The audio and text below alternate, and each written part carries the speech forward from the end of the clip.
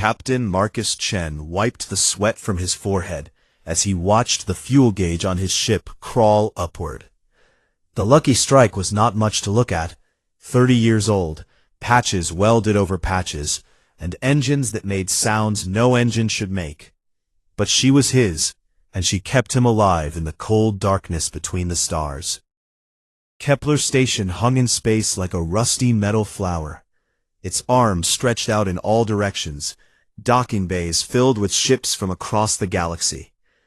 Marcus had stopped here because he needed fuel, and his ship needed repairs.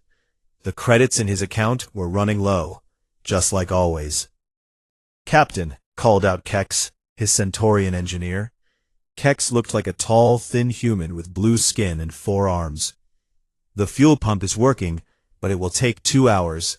The repair bay says they can fix our navigation computer, but it will cost 800 credits. Marcus winced. 800 credits was most of what he had left. "Do we need it fixed right now?" "We can make it to our next delivery without it," Kex said. "But if it breaks completely, we will be lost in space." "Fix it," Marcus said. He could not afford to be stranded between stars. "I will find something to do while we wait." Marcus walked through the station's corridors. Kepler Station was not a nice place. It sat on the edge of civilized space, where the law was weak, and people did things they could not do in the core systems. The air smelled of oil, unwashed bodies, and fear. He passed bars full of alien traders, shops selling weapons that were illegal in most systems, and dark corners where people made deals they did not want others to see. Marcus kept his hand near the blaster on his hip. This was not a place to look weak.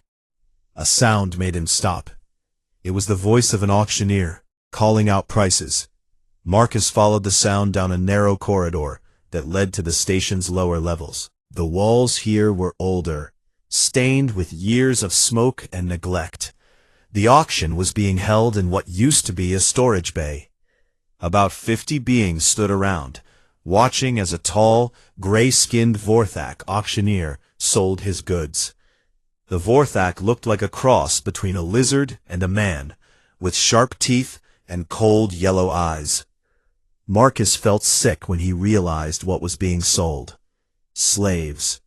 The auction block held a cage with 3 small furry beings inside. They looked like children, holding each other and shaking with fear. The auctioneer was describing their good qualities as workers. "Excellent diggers," the Vorthak said. "Strong backs, small bodies, perfect for mining work. Starting bid is 50 credits. Marcus wanted to leave. He knew slavery existed in the outer systems, but seeing it made his stomach turn. Humans had fought wars to end slavery on their own worlds. The idea of buying and selling people was wrong. He watched as the small beings were sold to a mining company for 200 credits. They were led away in chains, their big eyes full of terror. Next came a warrior from the Krax Empire. The Krax looked like giant insects with 4 arms and natural armor. This one had been captured in some battle. He stood proud, even in chains, glaring at the crowd with compound eyes that showed no fear. "Prime fighting stock," the auctioneer called. "Trained from birth for combat. Perfect for gladiator games or personal protection. Starting bid is 1,000 credits. The bidding was quick. A crime boss from the Inner Rim bought the Krax warrior for 3,000 credits. The warrior was led away, his head still held high. Then the auctioneer brought out his final item. Marcus felt his heart stop. She was human, a young woman, maybe 25 years old, with dark hair and pale skin. Strange markings covered her arms and face. Not tattoos, but lines that seemed to glow with a faint blue light. As Marcus watched, the markings flickered and dimmed, like a broken light. "Final item of the day," the auctioneer said, but his voice lacked enthusiasm. "Human female, age unknown, has some kind of skin condition that makes these markings. Probably diseased. Starting bid is 10 credits. The crowd murmured with disinterest. Most of them were already walking away. A few made jokes about defective merchandise and damaged goods. The woman stood on the auction block with her head down.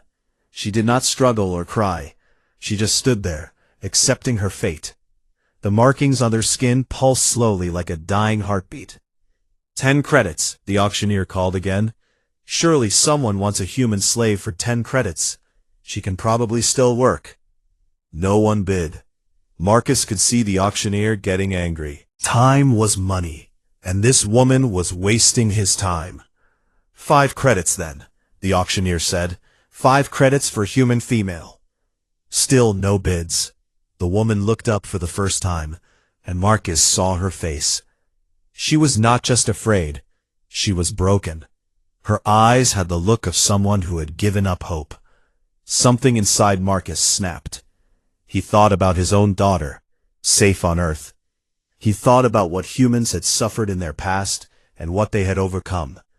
He thought about how no person should be sold like an animal. 12 credits, Marcus called out, his voice loud in the quiet room. Everyone turned to look at him.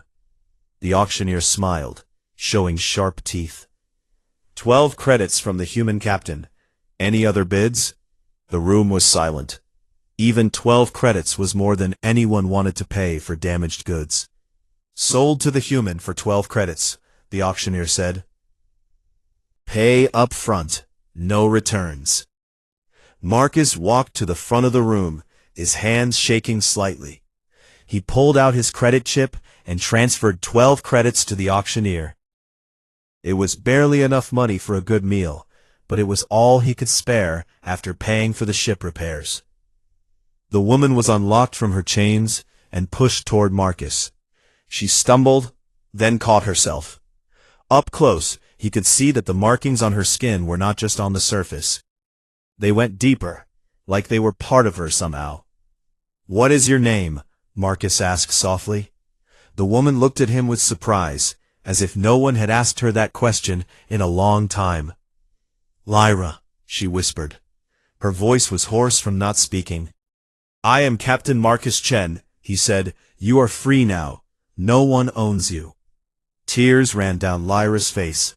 Marcus gently took her arm and led her away from the auction, away from the crowd, away from the place where people were bought and sold like things. He had no idea that he had just changed the course of galactic history for 12 credits. The walk back to the Lucky Strike felt longer than usual. Marcus kept looking over his shoulder, worried that the Vorthak auctioneer might change his mind about the sale. Lyra walked beside him in silence, her bare feet making no sound on the metal floor of the station. The strange markings on her skin continued to flicker. Sometimes they glowed bright blue, sometimes they dimmed until they were almost invisible. Marcus wanted to ask about them, but the woman looked so fragile that he was afraid any questions might break her completely. Kex was waiting by the ship's loading ramp when they arrived. The Centaurian's 4 eyes went wide when he saw Lyra. "Captain," Kex said carefully, "who is this?" "This is Lyra," Marcus replied. "She will be traveling with us for a while." Kex looked confused, but he knew better than to question his captain in front of strangers. Marcus led Lyra up the ramp and into the ship. The Lucky Strike was small and cramped, but it was clean and safe. "Biscuit," Marcus called out as they entered the main corridor. A round, cheerful man appeared from the galley, wiping his hands on a dirty apron. Despite his nickname, Biscuit's real name was William Thompson. He had been Marcus's cook for 3 years, and he made the best food this side of the galaxy with whatever ingredients he could find. "Captain, you are back early," Biscuit said. Then he saw Lyra, and his expression changed. "Oh my. Hello there, miss." Lyra looked at the floor and said nothing. "Biscuit, can you prepare some food for our guest?" Marcus asked. "And maybe find some clothes that might fit her?" "Of course, Captain," Biscuit said kindly. "Come with me, miss. You look like you could use a good meal." But Lyra stepped closer to Marcus instead. She grabbed his arm with both hands, her grip surprisingly strong. "Please," she whispered, "do not leave me alone." Marcus felt his heart break a little. Whatever had happened to this woman, it had left deep scars. "It is okay," he said gently. "Biscuit is a good man. He will not hurt you. But if you want, I can stay with you while you eat." Lyra nodded quickly. They all went to the small galley, where Biscuit started making soup and sandwiches. The woman sat in the corner, watching everyone with wide eyes. The markings on her skin pulsed faster when she was nervous, Marcus noticed. "Where are we going?" Lyra asked suddenly. It was the first time she had spoken since telling Marcus her name. "We have a cargo delivery to make," Marcus said. "Food supplies to the mining colony on Brennan's world. It is a 3-day journey through hyperspace." "Hyperspace," Lyra repeated. The markings on her arms flashed bright blue for a moment. That was strange. "Have you traveled in hyperspace before?" Marcus asked. "Yes," Lyra said. "Many times. I used to work on research ships." "What kind of research?" Biscuit asked as he stirred the soup. Lyra was quiet for a long time. "Archaeology," she finally said. "I studied old things, dead civilizations." Marcus wanted to ask more questions, but he could tell the woman was not ready to talk about her past. Whatever had happened to her, it was still too painful. The soup was ready, and Biscuit put a bowl in front of Lyra. She looked at it like she had never seen food before, then picked up the spoon with shaking hands. She ate slowly, carefully, as if she was afraid the food might be taken away. "When did you last eat?" Marcus asked. 4 days ago, Lyra said between spoonfuls. "Maybe 5, I am not sure." Marcus felt anger rising in his chest. The Vorthak had starved her. He was glad he had only paid 12 credits for her freedom. The slavers did not deserve more. After Lyra finished eating, Biscuit showed her to the spare cabin. It was small, with just a bed, a small table, and a storage locker. But it had a lock on the inside of the door. "This is yours," Marcus told her. "No one will come in unless you let them. You are safe here." Lyra looked around the small room like it was a palace. "Thank you," she whispered. "Rest," Marcus said. "We will start the hyperspace jump in a few hours." Marcus left Lyra alone and went to the bridge. Kex was already there, running the pre-flight checks. "Captain," Kex said quietly, "what are you doing?" "What do you mean?"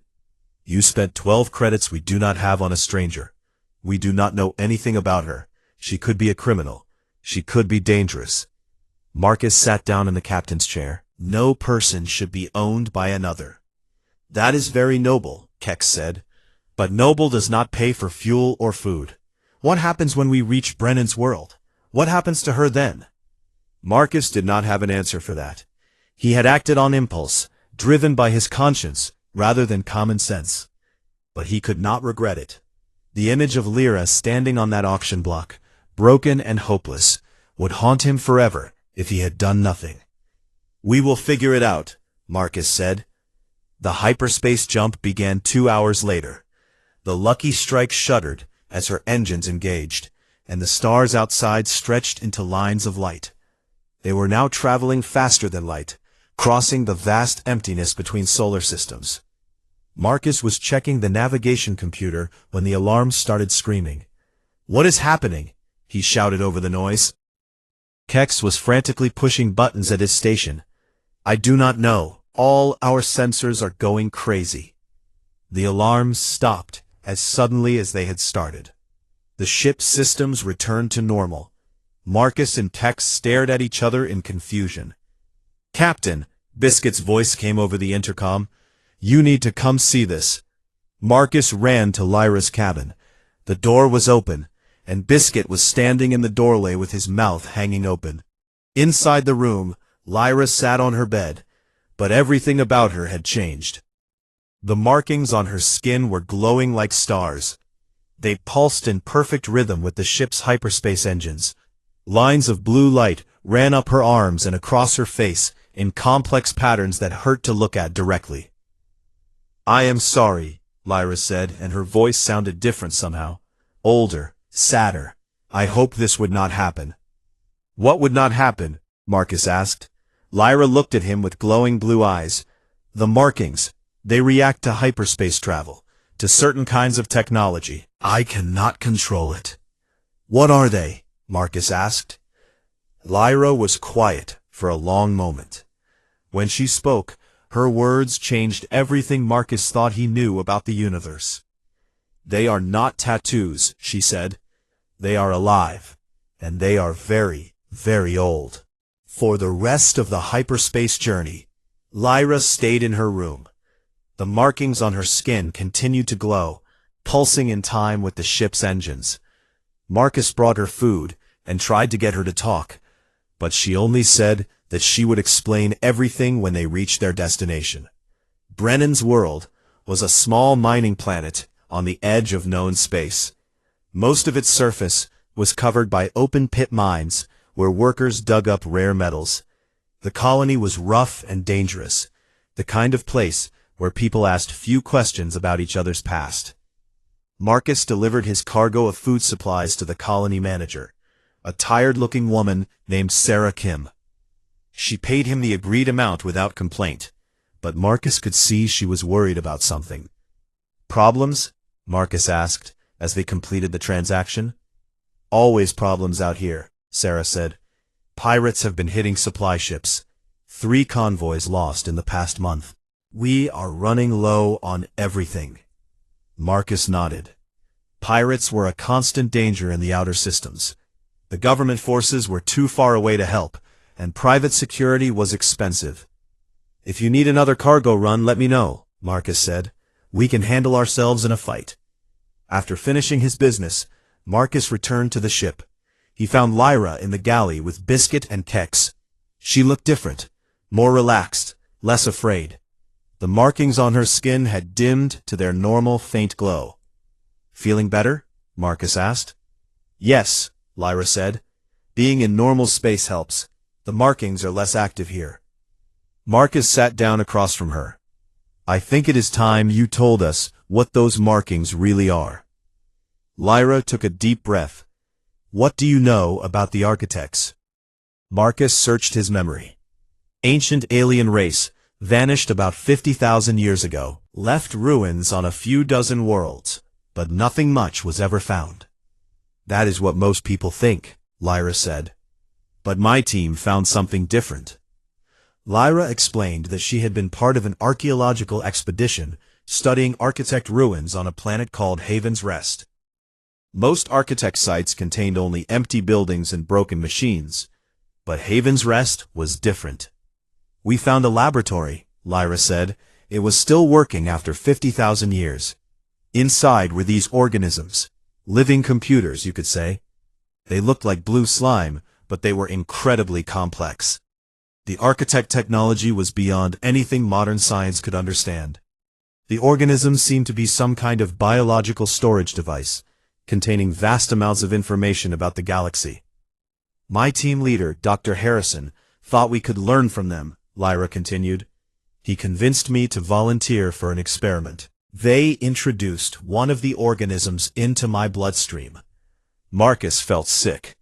They used you as a test subject? I volunteered, Lyra said quickly. I wanted to help. We thought we were making the greatest discovery in human history. At first, nothing seemed to happen. The organism spread through Lyra's body, forming the markings on her skin, but she felt normal. Then, slowly, the markings began to react to technology around her. They are not just markings, Lyra said. They are a map. The organism in Lyra's body contained the locations of every architect's site in the galaxy. Not just the few dozen that had been discovered, but thousands of them. Entire worlds that the architects had built or modified, hidden across the galaxy. The architects called them Foundation Worlds, Lyra explained. Planets they prepared for other species to use. Perfect worlds, with the right atmosphere, the right temperature, everything needed for life. Kex leaned forward, his 4 eyes wide. How many worlds? I do not know exactly, Lyra said. The organism shows me new ones all the time. Hundreds, maybe thousands. Marcus could barely believe what he was hearing. The architects had left behind entire planets ready for colonization. It would change everything. Wars would be fought over such knowledge. "What happened to your team?" Biscuit asked. Lyra's face darkened. "The Vorthak found us. They had been watching our research. They attacked the colony and captured everyone. Dr. Harrison tried to destroy the laboratory, but it was too late. The Vorthak had taken Lyra and the other researchers prisoner. They tortured Dr. Harrison and the others, trying to force them to reveal the secrets of the architect technology. One by one, the other team members died under questioning.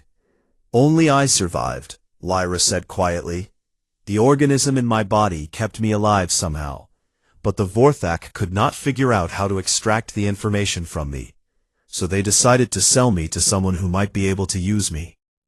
Marcus felt rage building inside him. The Vorthak had tortured innocent researchers for their greed. They had tried to steal knowledge that could help everyone.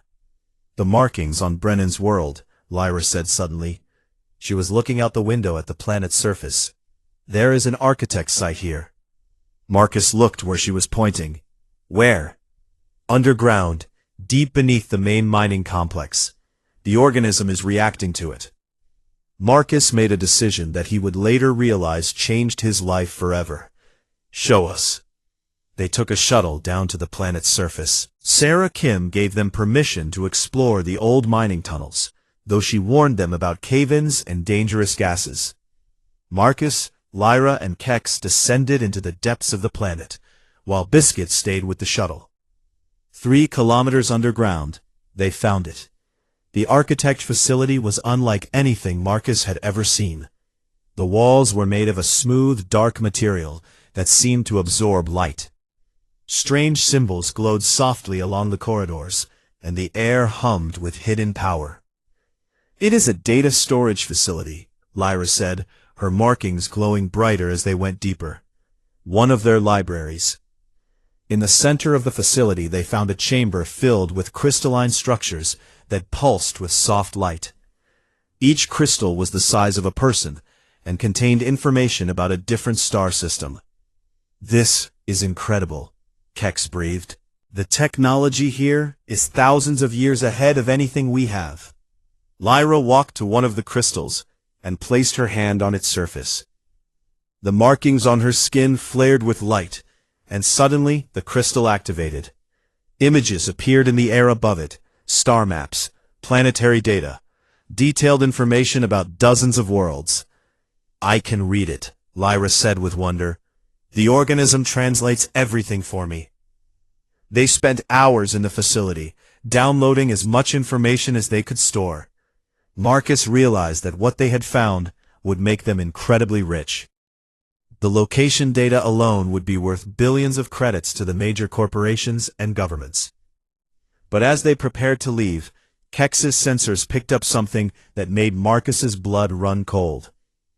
"Ships approaching the planet," Kex reported.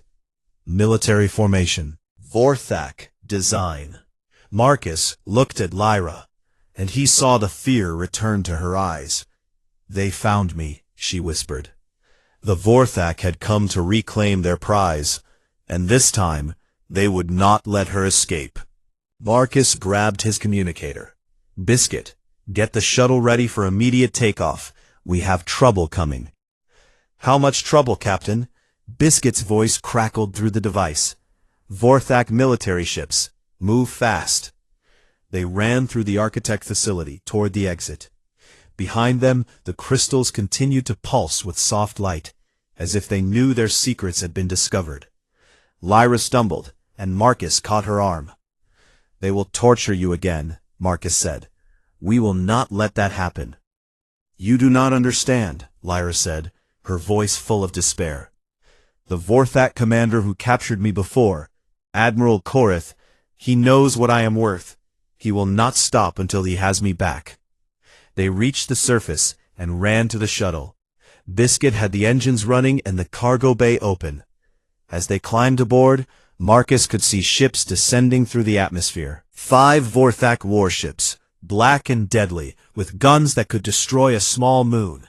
"Get us to the Lucky Strike," Marcus ordered. "Maximum speed." The shuttle shot up from the planet's surface like a missile. Below them, the Vorthak ships were landing near the mining colony. Marcus knew they would start hunting immediately. The Lucky Strike was in orbit around Brennan's world, hidden behind one of the planet's small moons. They docked with the ship and immediately began preparing for hyperspace jump. "How long until we can jump?" Marcus asked Kex. "The engines need 5 minutes to charge," Kex replied, his 4 hands flying over the control panels. 5 minutes felt like 5 hours. Marcus watched the scanner as the Vorthak ships rose from the planet's surface, searching for them. One ship was heading directly toward their moon. "They are scanning for us," Kex reported. "Our hiding spot will not work much longer." "Jump as soon as you can," Marcus ordered. The Vorthak ship rounded the moon just as the Lucky Strike entered hyperspace. The stars stretched into lines of light, and they escaped into the safety of faster-than-light travel. But their relief did not last long. "Captain," Kex said, studying his instruments, "I am picking up hyperspace wakes behind us. 3 ships, following our trail." Marcus cursed. The Vorthak had some of the best tracking technology in the galaxy. They could follow a hyperspace trail for days. "Can we outrun them?" "Not in this ship," Kex said honestly. "Their ships are newer and faster." Marcus thought quickly. They needed somewhere to hide, somewhere the Vorthak could not follow. Then he remembered something from his cargo runs. "Set course for the Titan's Belt," Marcus said. The Titan's Belt was an asteroid field around a dead star. The asteroids were huge, some the size of small planets, and they were full of rare metals that interfered with sensors and communications. It was a perfect place to hide, but also incredibly dangerous. "Captain," Kex said carefully, "flying through the Titan's Belt is very risky. One mistake, and we will crash into an asteroid." "It is better than being captured by the Vorthak," Marcus replied. They changed course for the asteroid field. Behind them, the Vorthak ships continued to follow, slowly gaining ground. The Titan's Belt was even more dangerous than Marcus remembered. Asteroids the size of mountains tumbled through space, colliding with each other and sending smaller rocks flying in all directions. The Lucky Strike twisted and turned between them, her shield sparking as debris hit the hull. "Sensor contact lost," Kex reported. "The asteroids are blocking our ability to see the Vorthak ships." They could not see their enemies, but their enemies could not see them either. For 3 hours, they played a deadly game of hide-and-seek among the asteroids. Marcus used every trick he had learned in 30 years of flying, ducking behind large rocks and using asteroid shadows to hide their ship. Then Lyra did something that saved their lives. She was standing on the bridge, watching the asteroid field through the main window. The markings on her skin were glowing brighter than Marcus had ever seen them. "There," she said, pointing to a massive asteroid ahead of them. "That one." "What about it?" Marcus asked.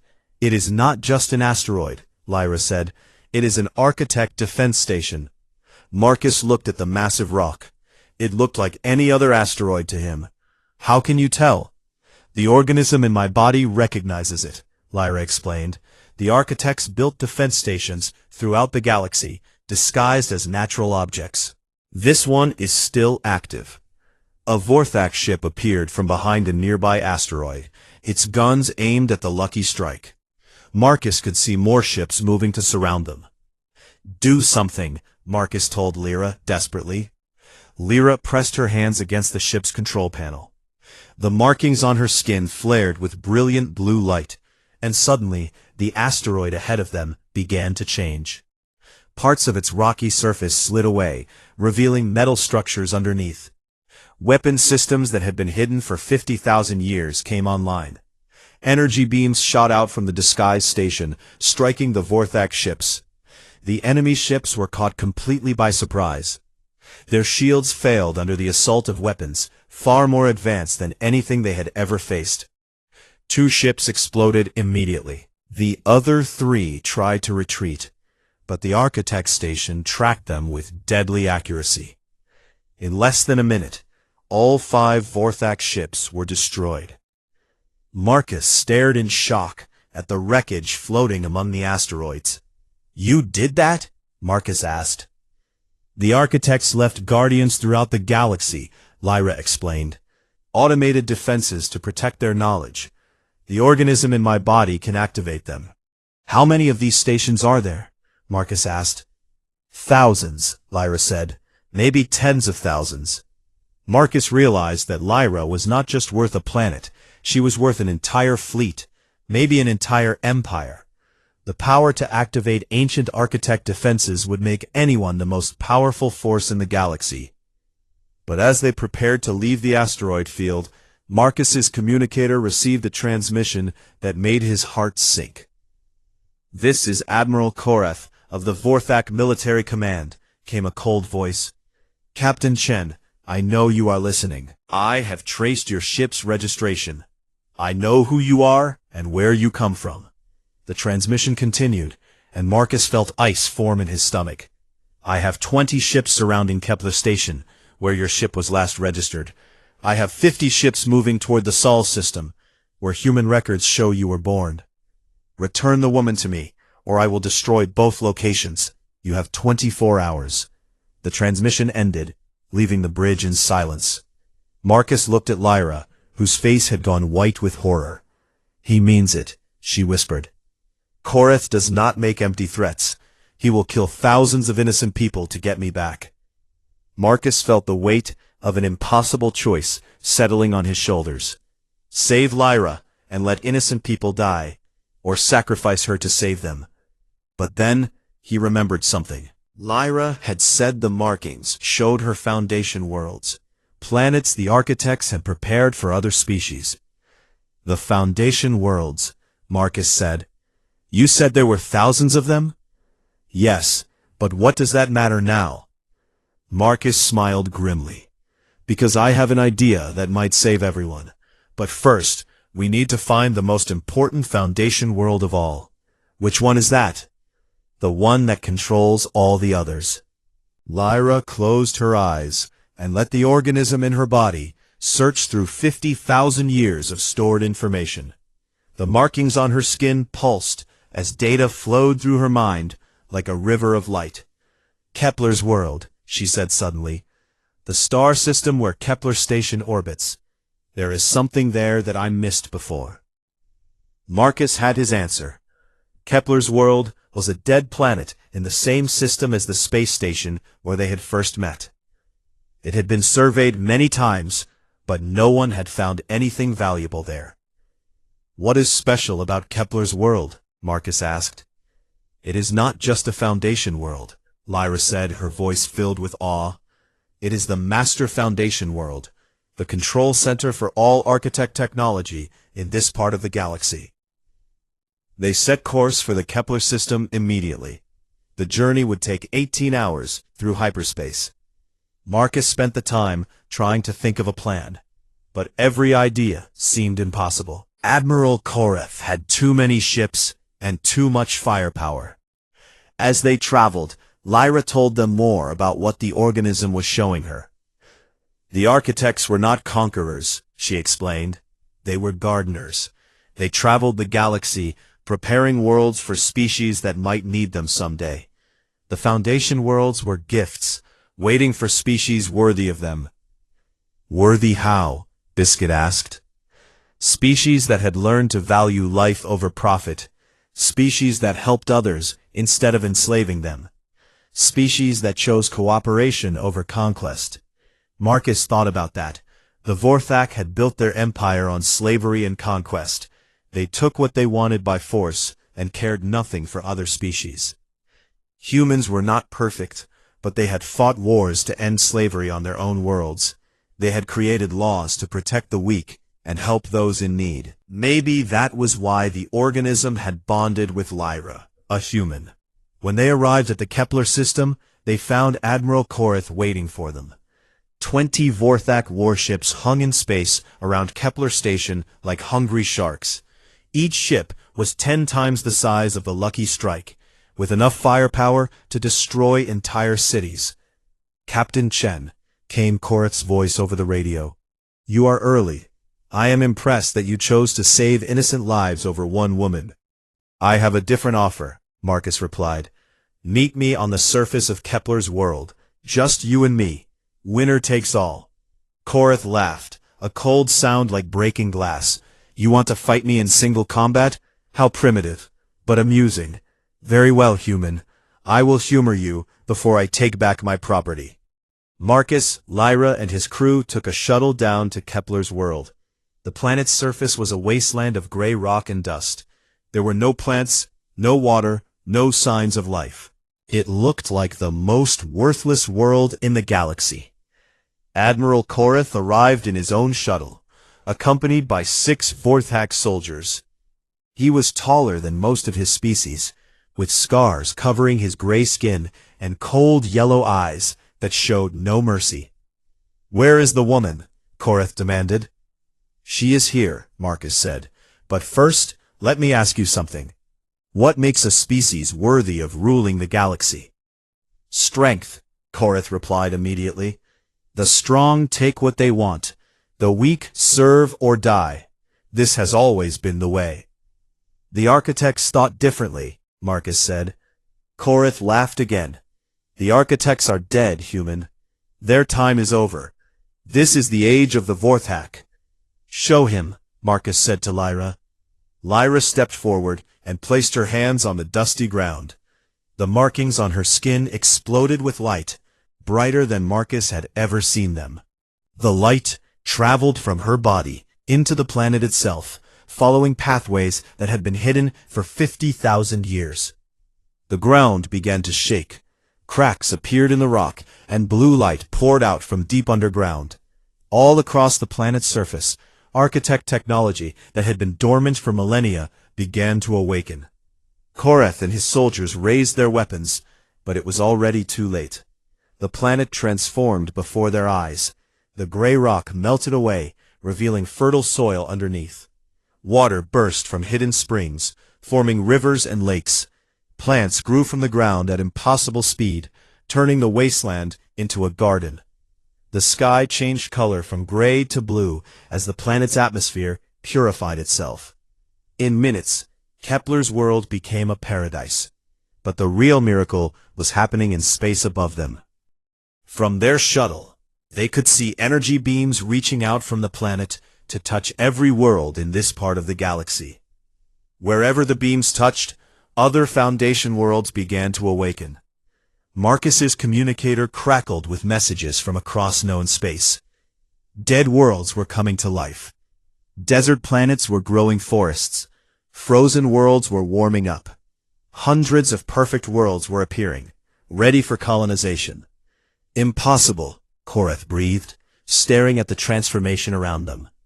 "The architects left these worlds as gifts," Marcus said, "but only for species that proved they deserved them. Species that chose compassion over cruelty. Species that valued freedom over profit." Lyra stepped toward Korath, and the Vorthak admiral backed away in fear. The markings on her skin were no longer blue. They were every color of the rainbow, pulsing with the power of an ancient civilization. "You bought me for 12 credits, Lyra said to Marcus. "Not because you wanted to own me, but because you wanted to free me. Not for profit, but out of simple human decency." She turned to face Korath. "That choice proved humanity worthy of the architect's gift. Your choice to enslave and torture proved the Vorthak unworthy." The planet's newly awakened defenses detected the threat that Korath represented. Energy beams shot up from the surface, disabling the Vorthak warships in orbit. Not destroying them, Marcus noted, but simply stopping them from causing harm. Korath drew his weapon, but when he tried to fire it, nothing happened. All around the planet, the architect technology was neutralizing every weapon the Vorthak possessed. "Your empire is finished. The Foundation worlds will only respond to species that choose cooperation over conquest. Your weapons are useless here." Korath stared at her with hatred. but he was helpless. His ships were disabled, his weapons were dead, and his soldiers were surrounded by technology beyond their understanding. "This is not over," Korath snarled. "Yes, it is," Marcus said quietly. Marcus turned to Lyra. "What happens now?" "Now humanity takes its place among the stars," Lyra replied. "The Foundation worlds are yours, not to conquer, but to share. The architects wanted these worlds to be homes for all peaceful species." As they stood on the transformed planet, watching new forests grow under alien suns, Marcus realized that his 12-credit act of kindness had changed the fate of the entire galaxy. He had freed one woman from slavery, and in return, she had freed thousands of worlds for all of humanity. Lyra was indeed worth a planet. She was worth them all. But the real lesson, Marcus knew, was simpler than that. Sometimes the most important choice in the universe costs only 12 credits and the courage to do what is right.